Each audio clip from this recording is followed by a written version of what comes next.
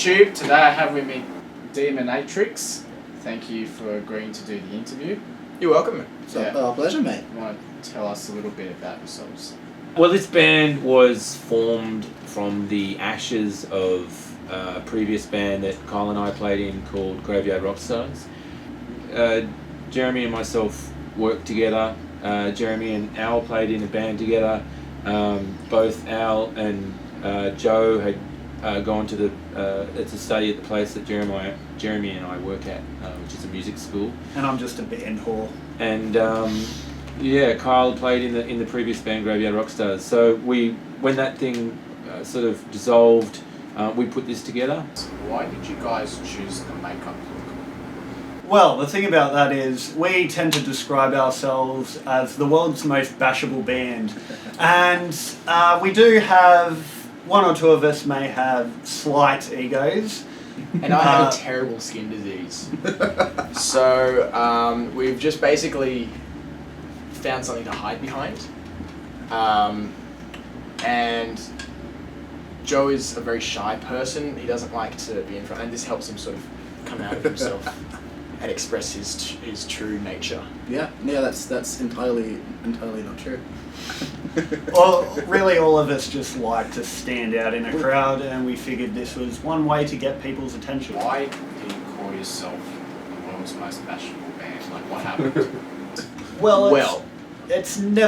We've never actually been bashed, but theoretically it could happen a lot. If you wanted to bash us, you could probably have a good crack. We're only fucking around. We're only joking. We don't want to be bashed or bashable. We just think if you stood outside and looked back, fuck, you'd want to look at these dickheads. The name Demonatrix. Why did you choose that name, and what does it mean? Can you just describe? Demonatrix came from a song I wrote a long time ago. A character, a serial killer, dominatrix. And just thought it'd be a really cool name for a band. You guys have got something recorded coming up, I read somewhere. Absolutely. We just we just recorded 3 singles. They're just waiting on our vocals to go down and ours, all of them. We're waiting for your vocals. So they're waiting for my vocals and then there's ours. And then we'll mix it and choose which one we want to put out, but we're going to release one at a time. Do you guys have any funny stories, whether it's on stage or not on stage? Yes! Yeah, we do. Funny you should. Do we have any not funny stories? Is more that. And we played a show in Melbourne at the end of last year, and we went out to this club afterwards. We got invited to this crazy club that had this dusk till dawn theme, and there was. It was on Halloween. It was on Halloween, October. It was in. When Halloween usually is. Yeah. That Halloween. And they had boxing rings set up with people doing crazy dancing, and there was jelly wrestling. It was Hillary Clinton and Deadpool versus Donald Trump and Harambe in wrestling. You don't get much better than So it gives you an idea. It was a pretty debauched kind of scene going on there. And it was great until Harambe got shot. we were sitting upstairs just hanging out, and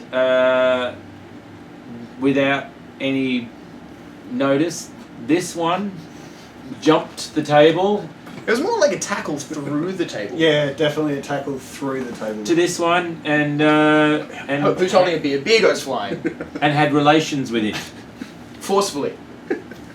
This one went with it. He did go with it. And Al, the most talkative member of the band, sidles up to me with his beer and says, "Did you fucking see that?" We'll have many more. The tampon one. Don't do the tampon. That was just a bad joke that I said on Not even a stage. joke. You just started talking about tampons, and my mum was in the crowd. No, it was a joke. It just wasn't funny. And your previous band, Graveyard Rockstars. About I want to ask, like, you said you opened for the Cult. No. Sorry, Misfits. The Misfits. Sorry. Can you please tell us about opening for the Misfits with Graveyard Rockstars? Misfits were a huge influence on me when I was a kid. Absolutely loved them.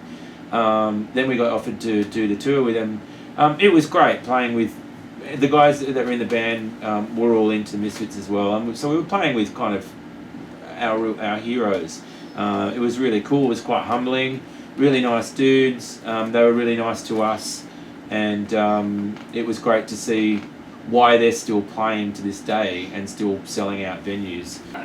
I have to ask too, for the fans and growing fans and soon-to-be fans, where can we find out about your upcoming shows? Everything's on our Facebook page.